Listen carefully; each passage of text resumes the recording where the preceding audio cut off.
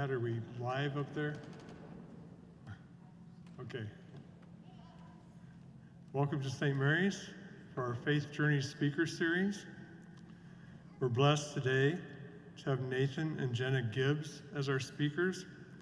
And Nathan is our choir director, and Jenna's his wife and also a member of the choir and a great cymbal player. I've heard her play solos up there. And they're going to tell you a little bit about their journey to the faith. And each of you should have gotten an evaluation form and one of those putt-putt golf pencils as you walked in. And I want you to fill out the form. If you fill out the form and turn it in along with your pencil, you get a free cookie at the reception downstairs afterwards, okay? Yeah, 1, 2, or 3 cookies, yeah.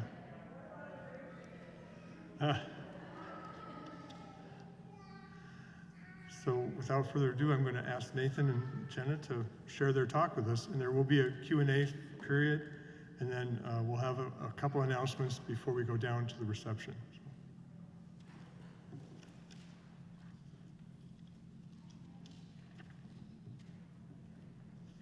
Good afternoon, everybody, and my sincere thanks for coming. This is a basketball Sunday and a Super Bowl Sunday, and I didn't expect anyone to be here, so thank you all for coming. I really appreciate it. I'm Nathan Gibbs, and my wife Jenna is right here. Our kids got a little tired after confirmation, so they're home taking a nap with Grandma. But this is a talk, and we called it The Long Road to St. Mary's, because for both of us, it has been, we're home, where we found our church home. And for me, it took 36 years, and it was pretty close to that for Jenna. So this is the long journey that it took for us to get here. And for me, at least, it's about keeping my eyes and ears open, and especially my heart open, and even more about being active and using whatever gifts you have in service to the church. Because if you do that, at least in my experience, you really don't know where you're going to end up, but it can take you some pretty neat places. So if you want to watch this later on YouTube, there will be photos that get cut in at all these points. What I want to talk about first is my baptism. My dad was Catholic. His whole family, the Gibbses, all came to St. Mary's. And my mom's family is United Methodist. And my mom and dad went to both United Methodist and Catholic Mass every week. They did double duty, and my mom is in the choir now, and she leaves here and goes out to church at Sharon Center United Methodist every week. She's really dedicated. It's very possible that I would have been raised Catholic, but my father was killed about 3 months before I was born in a bicycle accident. So my mom had to raise me herself. And she chose to raise me as United Methodist. So still half my family was Catholic, but I was raised United Methodist. And when I was baptized, Father Greiner was the priest here in 1983. So Father Greiner and Jan Schoenmaker, who was the pastor out at Sharon Center United Methodist, baptized me at the same time because both of our families were there. So that's how I started. And so I could have been Catholic, a cradle Catholic. I could have been raised at St. Mary's. But instead, I was raised at Sharon Center United Methodist Church, which is like halfway to Kelowna, if you kind of know where that is. Used to be a thriving community with 4 one-room schoolhouses, and now it's like a crossroads. There's hardly anybody that lives there anymore. But I studied piano here in town at Prussel School of Music for 13 years. I took voice lessons, viola, and I was part of music at Sharon Center United Methodist. When I was really little, my mom would take me with her to choir rehearsal, and I would crawl around under the pews. And as I got older, she let me. We have a different tradition in the United Methodist Church. We have something called special music that's a sort of a break in the service where someone who has a gift that they want to share, a musical gift that they want to share, will come up and play or sing during the service, which that doesn't really happen so much here. So that was where I cut my teeth, playing music in church. And as I got older, I was even allowed to accompany hymns a few times as I was getting older. But when I got to be 18, it was time to move on from Sharon Center, and I went to Iowa State and joined Collegiate United Methodist Church and joined the college choir that they had there. And when I ended up working for IBM in Rochester, Minnesota, I went to Christ United Methodist Church and joined the choir there as well. So far I am, totally Protestant. I went to vacation Bible school. I went to Sunday school before service every week. I played music in United Methodist churches, and I was very happy. I felt like my faith was strong, and that's where I belonged. And I didn't really think anything else. Actually, there's one more really good aside on this journey. I spent a stint with IBM out at the headquarters in New York. And I lived in White Plains, New York, and I was like, well, I'll go find the closest United Methodist church. So I looked it up online, and there was one like a block from my apartment. So I said, great, I'll go to United Methodist Church. And I walked in, and I was the only Caucasian at this church. It was an African-American church. They said they were integrated, but I was the one integrating it. And it was the neatest church I've ever been to. So the ushers greeted me as I came in. They wore all white hat, white gloves, white shoes. They gave me a big hug. Everybody was so happy to see me, and I loved it. It was a really neat church. And after about 2 Sundays, somebody turned around and said, you got a nice voice. You should think about joining the choir. And I said, oh, I'd love to. When is it? Well, it's at 5 o'clock on Wednesdays. So I show up at 5 o'clock on Wednesdays, and the ushers were there because the ushers never left the church. I think they had like shifts or something, seriously. And they said, well, the choir's not here. They'll be here at 6 o'clock. It's not 5 o'clock. And I thought, oh, it was just a mistake. So I went to choir rehearsal, and we were singing that Sunday, and I showed up, and the person who had invited me came up and said, I'm so sorry, the choir didn't meet on Wednesday. And I said, well, they met. I went to choir rehearsal. Oh, and then the penny dropped for them. You joined the gospel choir. So there were 3 choirs in this church, and I joined the really exciting choir that sang really exciting music, and it was totally unintentional that I got invited to that choir. And I eventually joined the other choir, which also, they sang just hymns from the hymnal. But I didn't realize that was going to be a formative musical experience for me. When you hear the St. Mary's Choir sing Soon and Very Soon, or any of the African-American spirituals that we sing, that's where I learned it. Lester could, seriously, he could play in the dark. I asked him once how he knew what he was playing, because he would direct the choir, he would play with his left hand, he would every so often switch the Leslie, turn things up and down, direct the choir, and his feet, one was controlling the wah-wah, like the volume pedal, and the other one was playing the bass line. And I was like, how do you do that? You don't even look down. And he said, well, the doctor told me I might go blind someday, so I just come into the church and practice in the dark. And I couldn't believe it. I mean, this church was unbelievable. And that's where I learned that there was a whole world of music that I didn't know about. I had grown up with mainline Protestant hymns. They were John Wesley from the 1600s, and that was what I was ready for. And so what I realized, we actually sang in something called a mass choir there. All of the African-American churches in the area, regardless of denomination, would get together, and they all sang the same music. And I realized that an African-American Catholic church, an AME church, and a United Methodist church that was African-American had like a totally different hymnal. And they all shared the same hymnal, and we didn't know anything about it, or I didn't know anything about it. So it was like a new world had opened up to me. And that was also why, when I found out that there was going to be a Congolese choir here, I said, we're doing it. Because I learned in New York that you can find traditions that are totally outside of yours, and they are fun. Like, I just loved singing in that choir. And actually, I'll post on the YouTube, I'll post a video of the Trinity Choir and then singing. It's in the basement of the Trinity Church when we were back for one of my cousin's weddings, and it's joyful. When the choir sings and it's just so joyful and it's a wonderful Sunday, that's usually where I drew that music from. And where I learned to transcribe the music was from that same guy who would come into the church and play in the dark, because someday he might go blind. So if you're keeping track at home, I was very United Methodist, and I was loving it. And everything was falling into place for me. Well, my stint at the headquarters ended, and I ended up moving back to Iowa City. And Grandma Jo Gibbs, maybe some of you remember, Josephine Gibbs went to this church for years and years and years, and her sons and daughters have also come to this church, and a lot of my cousins have been here as well. So when I moved back, she was in her 90s at that point, and it was like I knew we didn't have a ton of time together. So every Saturday we would go and come to Mass here, and then we would get Melio's subs afterwards, and my mom and Grandma and I would eat Melio's subs. So I started going instead to Catholic church, and I thought, well, it's okay. I'll go back to United Methodist Church, after a while. But then I went to a wedding in Seattle, and I met Jenna, and Jenna was Catholic, and I thought Jenna was pretty cool. So I kept seeing her, and she would come back, and she would come to Mass here with. Which one? Oh, the day we met. Yeah, Jenna, I hear this pretty blonde girl going, and I can't believe it, they lost in triple overtime. And I go, well, it was a pretty good game to me. Iowa State had just beaten Iowa in triple overtime in football, like 3 minutes before this wedding started, and I was the groomsman, and I heard her complaining about the game. So I started giving her a hard time, because I went to Iowa State, and I was cheering for the Cyclones. Yeah, first sentence was Iowa football.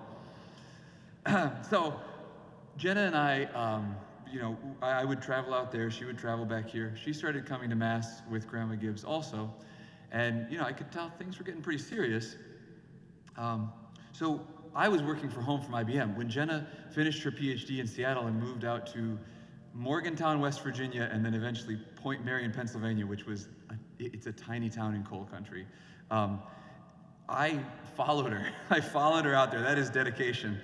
And we started going to the only church in town, which was a Catholic church, and it was Polish Catholic. This is in coal country, like the ethnicities haven't really mixed a whole lot. They're still where they started out. So they would have a Polish polka band come and play polka music once a year at one of the masses, and we would have Polish food outside. And then just down the way was St. Cyril and Methodius. It was a Slovakian Catholic church, and they would have Slovakian Christmas Eve dinners every year. So we started going to St. Hubert's, and it was tiny, like 70 people were in this church. Yes, Saint of Hunting. So there was one Sunday where the the organist said, I'm retiring now. I think I'm done. And it was a tiny town, and there was, it's like 75 people at church, and we just didn't have music. Nobody played music for like a month. And I was shamed into going up to Father Jimmy and saying, I've taken years of piano lessons. I could probably do this. It's, let me do this for you. It's just, we would say the Gloria, we would say the Psalm. It just wasn't the same. So I started playing for a Catholic church. And then Father Jimmy said, we have a couple masses every weekend here, and St. Cyril and Methodius had the same organist. Could you come over there and play? So pretty soon I was playing 4 masses a weekend and singing, cantering for these whenever the cantor didn't show up. And like, oh, okay. And about that time, Jenna and I got married. And, like I said, my family went here. She's Catholic. She went to undergraduate here at the University of Iowa. So it only made sense that we would all come here for our wedding. So we were married right here. And Jan Schoenmaker, the same man who baptized me, he was co-presider at our wedding. He gave the homily, and Father John married us right here at St. Mary's. So now I'm also married in a Catholic church. I'm playing at 4 Catholic masses a weekend, and we moved back here, and it was Sister Agnes who came up to me and said, Jim Barry, the choir director, he's retiring. Do you know Jim? And I said, well, yeah, he was my choir director in high school. I love Jim. Well, you should just put your name in the hat and see. And I said, oh, sister, I haven't directed a choir in years. Now, this is time for a little truth here. You took a real chance on me. I last directed, my directing experience was in 4th grade in music theory class at Prusel here in town. That is the extent of how I learned to direct a choir. Now, I've been in a lot of choirs, but I was not up front.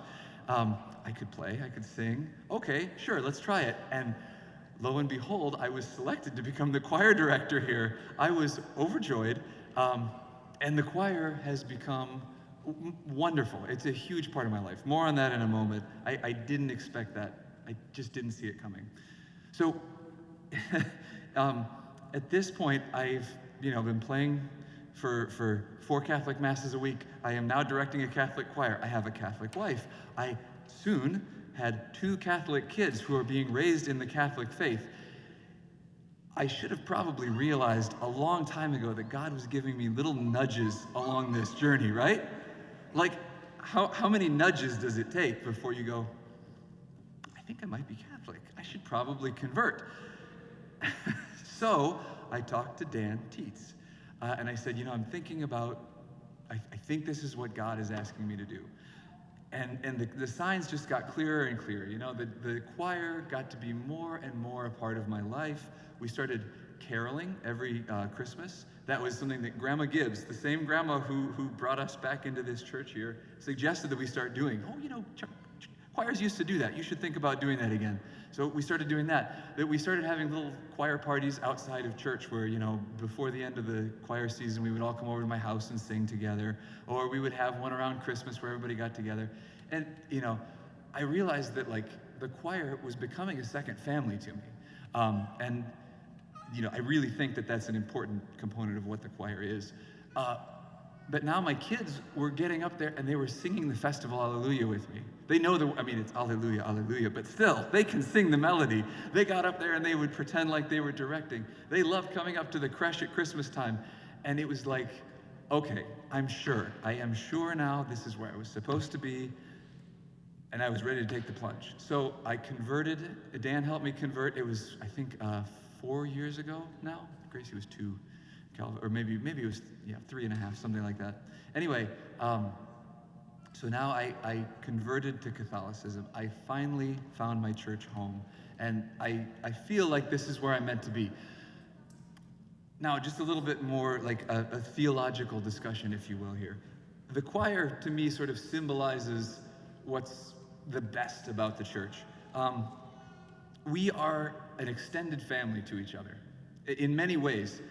We literally have kids, the families that come and join the choir. Cece's over here and her dad, Josh, join us in the choir loft every Sunday, and my kids are up there as well. We've had the Thomases. They all play and sing. Those are, kids in the congregation here. The Schneblins have all been in the choir. We've had the Shoes in the choir. Alicia is in the choir. So we literally have multi-generational choirs, and it's like a family. But I realized that, we don't just get together and sing. We're each other's friends now. When you sing next to somebody every week for a year, you become friends with them. You have somebody that you look forward to talking to and seeing, and we are supportive. We are a support structure for each other. We're babysitters for each other, too. All the babysitters of our children came from the choir. Yes. So, we also have used the choir to bring our congregation together. When we sing with the Congolese choir, it's forming those same connections that we have within our choir. We're making this into a more cohesive congregation. So I think one of the most important things the choir does is it's a second family. Now, obviously, we also make music for the Mass. We are here to deepen the experience of the Mass for the congregation, and we enjoy the Mass more. It's like washing feet. It's a service that we can give. We can give a little gift to everybody sitting here in the congregation. Now, when I was in New York at that United Methodist Church, there was the African American United Methodist Church, there were 70 people in that church. There were 3 choirs. Everyone was in a choir. My dream is that St. Mary's someday will have everyone in a choir. I want to have more than one choir someday. It'll take years, I know. But when you sing, you're not just making the service a little more beautiful, you're giving a gift to everyone else. And it's nice when everybody can participate in that. I want everybody to have that feeling of, I'm making this Mass just a little bit more meaningful for all of my friends who are there in the congregation. And then you have more friendships in the church, and you do more church things because you're in this choir. It gets you just more involved in everything. And I guess that's the last point. We're a family and we make music, but it's like a symbol of what's the best about the church. I believe in the institution of the church. It gets the best out of everyone. It's like the only organization that can do that, where it draws so many people together that otherwise wouldn't come together, probably, and wouldn't have found all of the good that they can do in the world together.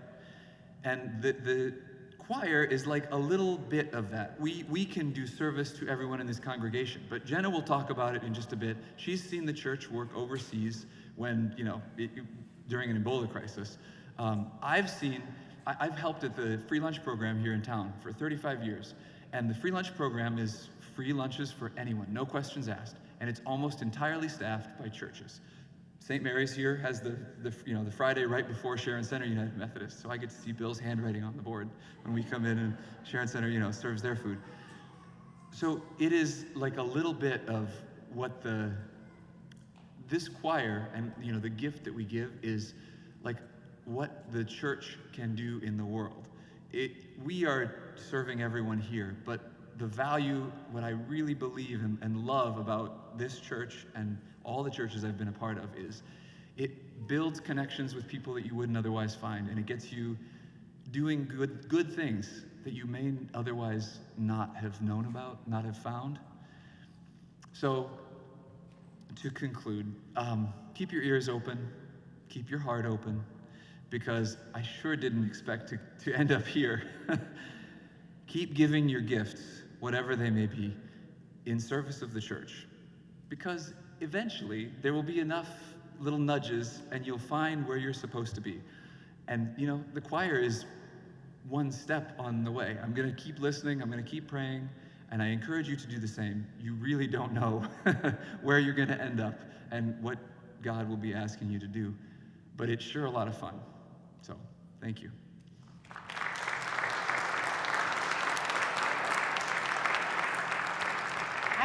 I wanted to see the Super Bowl, so I thought I would come up here and intimidate Nathan at the stand.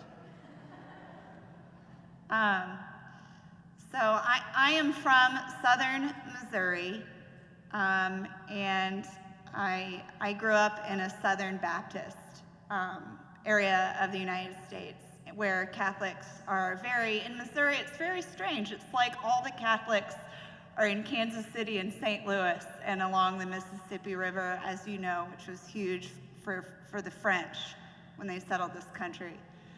And so when I was growing up, I really thought Catholics were outsiders, which, if we look at a map of the United States, we know that's not true. But it's all about perspective and where you're from. I have a very funny story about my brother and I. We went to Vacation Bible School, Southern Baptist. They had everyone put your heads down like this. Okay? And you had to raise your hand if you weren't saved by Jesus. So all the little kids in the camp put their heads down. And they go, raise your hand if you haven't been saved by Jesus. And what is the first thing I did? Well, I looked up. I peeked, and looked up. I was like, I want to see who hasn't been saved by Jesus. And in the back of my room was my 4-year-old little brother with a hand up high. And it was pretty clear he didn't know what baptism was or what it symbolized, but the next week we had about 30 Southern Baptists at our house trying to tell my parents that my little brother wasn't saved. So we had a lot of those experiences growing up.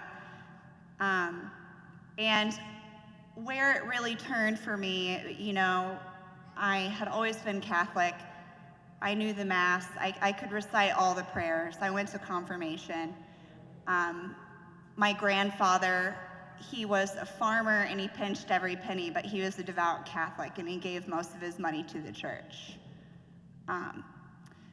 And so I knew there was something special there. Now when I got to high school, now Sister Agnes will know this, I was good at basketball. And I was so good at basketball that I was being recruited by the University of Oregon, Colorado State University, University of Arkansas, and Iowa. This lady named Lisa Bluter at Iowa. She was a new coach. I didn't know if she was going to be any good. I don't know. And most of our basketball games were on Sundays. When I went to church, it was time to get confirmed, and I was absolutely interested in confirmation. And at that time, the priest really kind of gave me an ultimatum: basketball or confirmation. What are you going to choose at this point in your life? No excuses.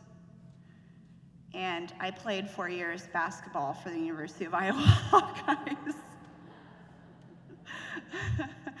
Now, when I played, it was 2001 to 2005, and I was our defensive extraordinaire. I guarded Sue Bird in the NCAA tournament, and I held her to 13 points. Oh, thank you. They beat us by 40.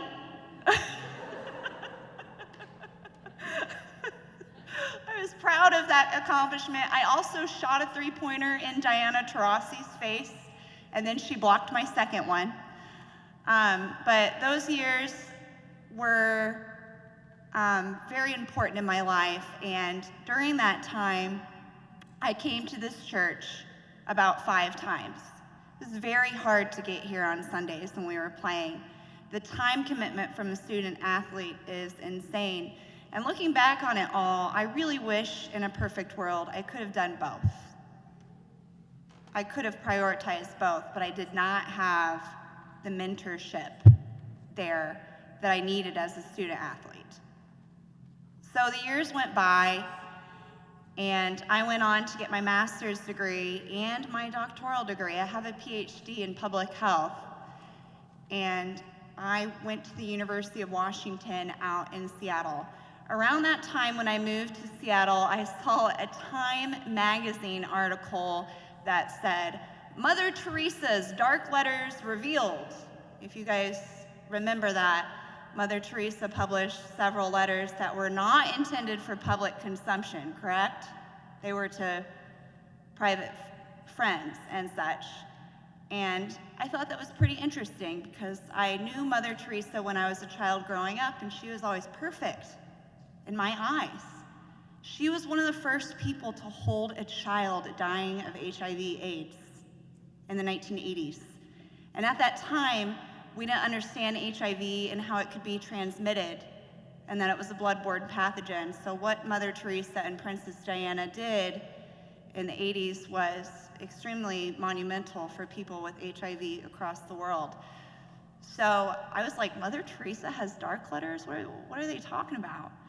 And when I read that Mother Teresa had self-doubt and she was an imperfect human, I was blown away.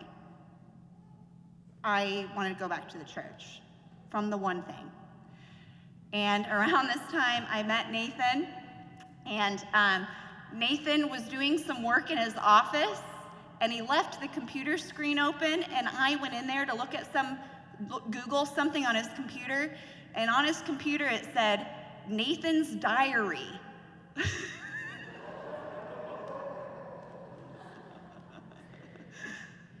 So I just took a little glance, and in the diary on his computer there was a folder that said Jenna, and I was like, well, I'm gonna read this, so. I'm sorry, honey.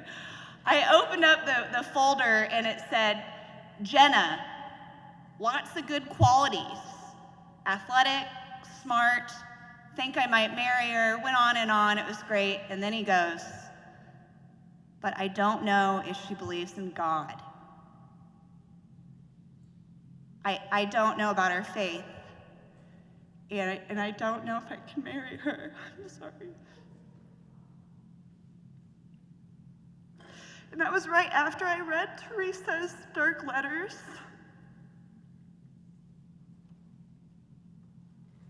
I'm so sorry. And at that point, I walked to the Newman Center on campus when I was getting my doctoral degree. And the Newman Center at the University of Washington is run by monks. They are, what is it called, the St. Francis of Assisi? The Franciscan monks, are they the ones with the rosaries around their belts? Is that true? Okay. They were amazing. That Newman Center was all about social justice, advancing philanthropy abroad, I was getting a PhD and I was very hesitant. I did not think the church and science could coexist. And those monks told me that it's okay to be a human and not have all the answers. God does. And to really just put my faith in knowing that he has the answers when it comes to all the science questions that I had. And they really brought me back. And so when I met Nathan, I decided to become confirmed. Now, I did not tell him that I read his diary for about 5 years. I finally came clean, but we were already pretty well into our relationship at that point. So I got confirmed when we moved to Morgantown, West Virginia. Now, we moved there because I was a doctoral research fellow for the CDC. At that point in time, I was deployed to West Africa, Sierra Leone, and Guinea during the 2014-2015 Ebola pandemic. Once I got off that plane, my life would never be the same. Father David probably knows this. Ebola has a mortality rate of 80%. So that means 8 out of every 10 people who contract the disease die. So once I got off the plane, I hopped on a taxi and I saw people with dead bodies on the back of their mopeds driving down the highway. And so I knew that we were not in the United States anymore and that this was real and these people needed help. And the reason that I went there is my specialty is in occupational health. I know a lot about personal protective equipment and wearing all the gloves and the respirators. And so when I was in Sierra Leone, I was training burial teams on how to appropriately bury the bodies of people who had passed away from Ebola. So all I did was attend funerals all day long. When I was in Sierra Leone, there were a lot of Catholics. And not only were there a lot of Catholics, but a lot of the hospitals had shut down during this crisis. A lot of the government Sierra Leone hospitals had shut down. And the Catholic hospitals stayed open. They continued to service people. And they wore all the proper personal protective equipment. And a lot of it was coming from ministries' dollars. But that to me was like, Catholics, to me at that point, I said, they don't just talk the talk, they walk the walk. And so when I came back, that also renewed my faith. So I currently work for a nonprofit organization that does a lot of work overseas. And I was talking about Mother Teresa. I've experienced Catholics in India as well. And that nature of philanthropy and helping in those type of situations, I think the Catholic Church does a great job. Whether or not you want to argue the X's and O's of our faith and what it stands for, but it really goes a long way. And so we decided to get married, and then I was a really good Catholic because I convinced Nathan to convert. So there you go. It went from me not believing in God and him being worried about it to me convincing him to become a Catholic. So it kind of went both ways there. And here we are, and you know what? I know that our lives look perfect on social media. I put all the happy pictures on there, but we have a lot of bedwetting. We have a lot of messy house. We have a lot of crying. We have a lot of fighting. I mean, being parents of 2 small children, our children are 3 and 6 years old, it's very hard. And I think about Mother Teresa a lot, about accepting that she had struggles and imperfections just like humans, and sometimes I do mess up, and when I mess up, I apologize to my children because no one's perfect, but we're all just doing the best that we can. So that concludes my talk.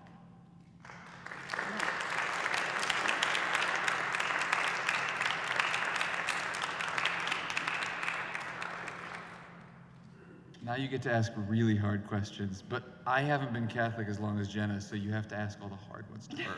Okay.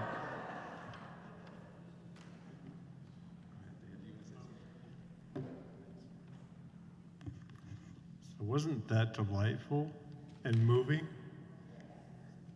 Now you get to ask them questions and find out even more about their gift to us. I really want to thank Nathan and Jenna both for sharing their time and talent in the ways that they have here at St. Mary's. And now you can probe for more information.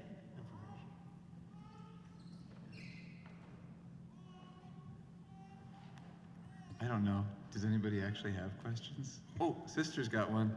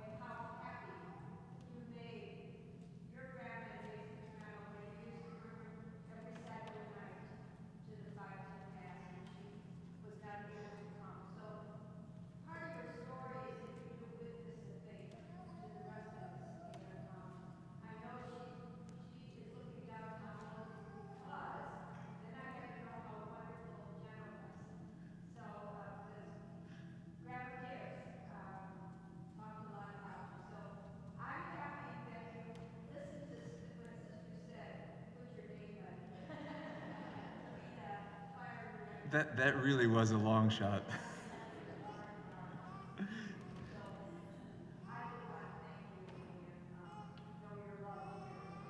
Well, thank you, sister. And for those who are watching later on, sister was commenting how, well, first off, she got to live with Grandma Gibbs for a bit when your home was flooded, and she knew Jenna from when Jenna would come to the basketball chili supper. Sister's a huge women's basketball fan.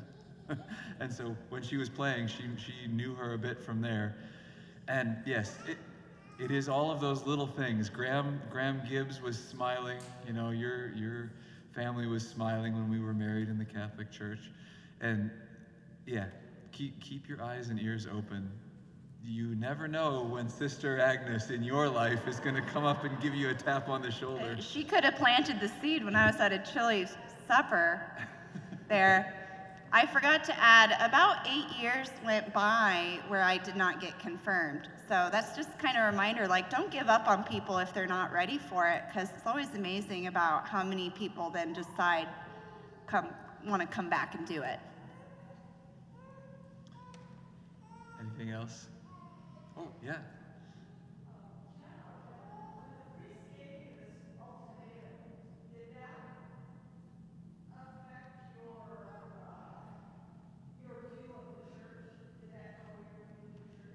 Yeah, it did. Restate the question. Oh, she said when the priest gave me the ultimatum, he basically set me down and told me to choose basketball or confirmation. And it kind of, my parents did not save money for me to go to college. Basketball was my way to get free tuition, coming from a more poor family. So to me, when he gave me that ultimatum and he couldn't let me do both, he was kind of saying, like, I don't care about your future. And looking back on it, I think I could have done both. Yeah, and it would have got me on this road quicker. But I wouldn't change a thing, because I wouldn't have continued on this path.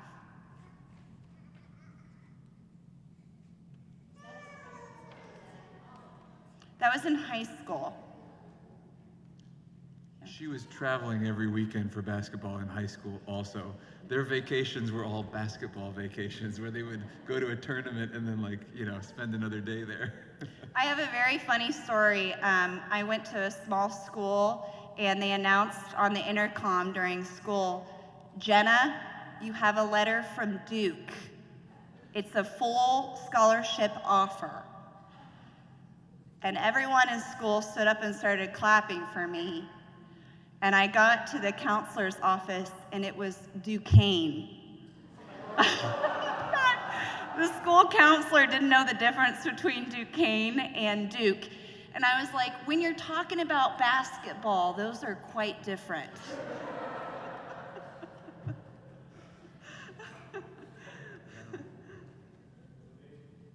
There's one, actually. Go ahead.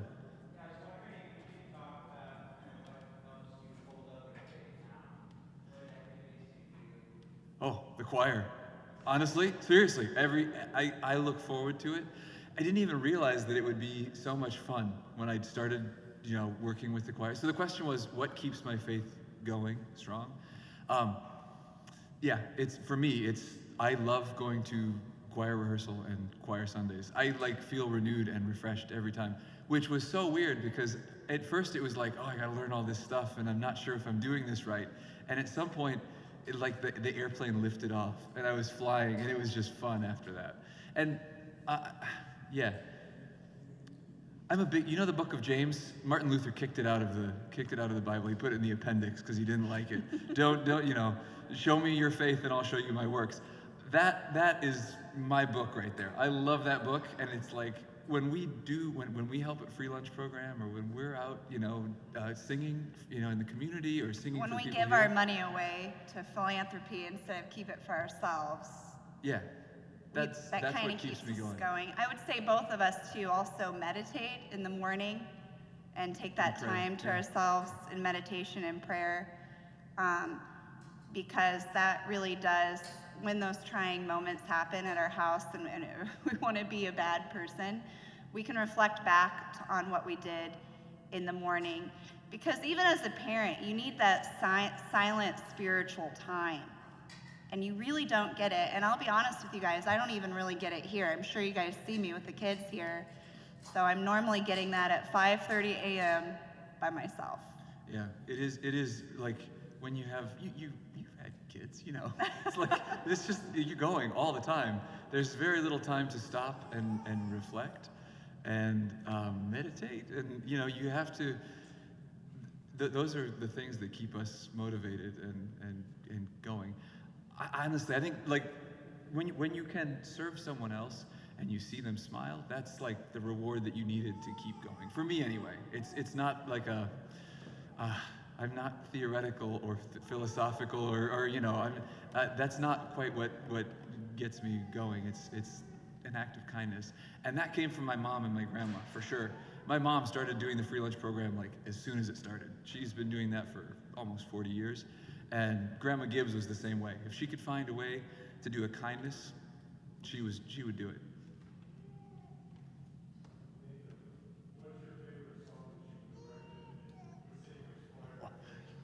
It's like choosing a favorite child.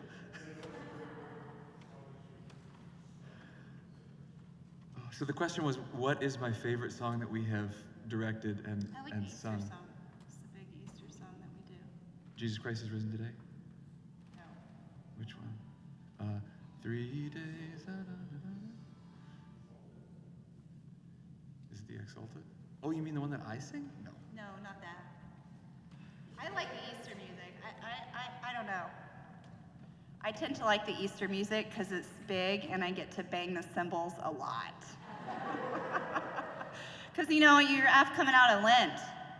So there's no cymbals, nothing at Lent. And so when we can sing big and the brass can play big, and sometimes people come to Easter service and they're kind of half asleep and I bang the cymbals extra loud for those people.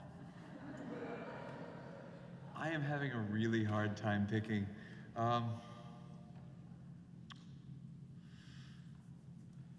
I love it when we have the brass and the timpani play with us. It's like magic. I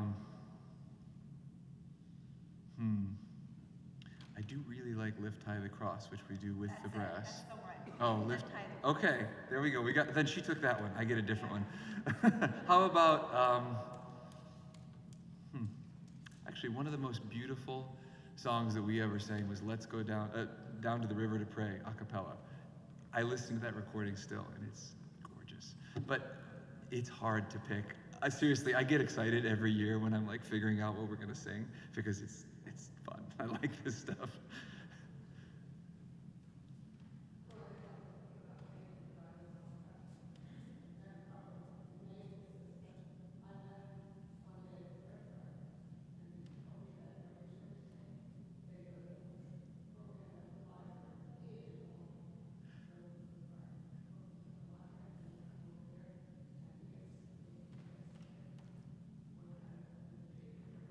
That, yes.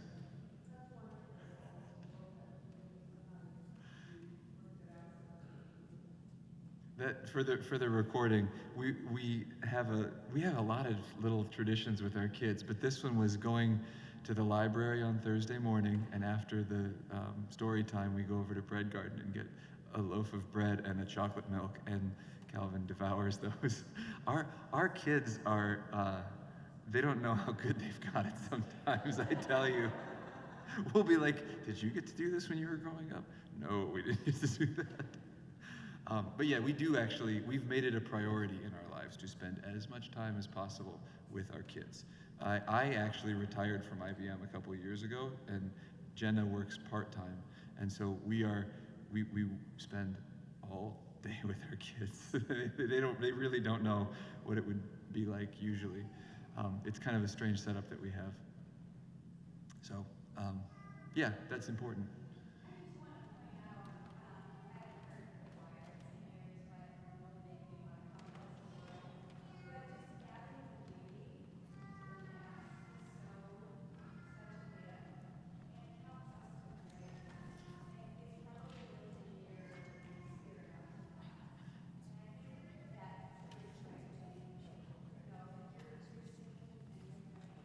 Yes.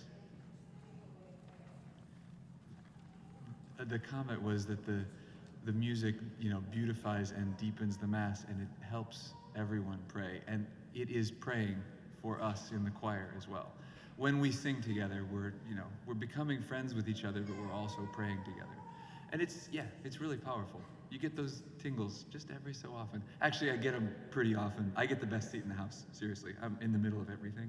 And I get, especially when we have the brass come and join us, the hairs on the back of my neck stand up. And it's a thrill. I love it. Which, again, I had no experience going into this. You guys took a big chance on me, so thank you. It worked out really well.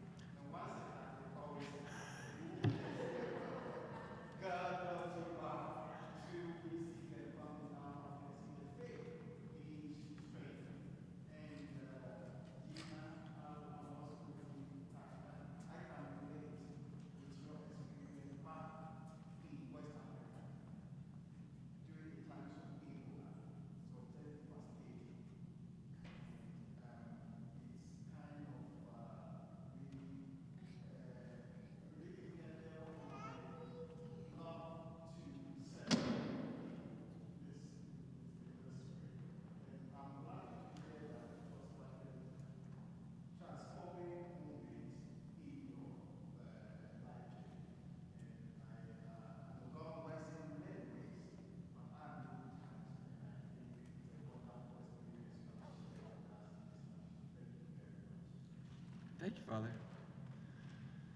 There's cookies downstairs. Thank you.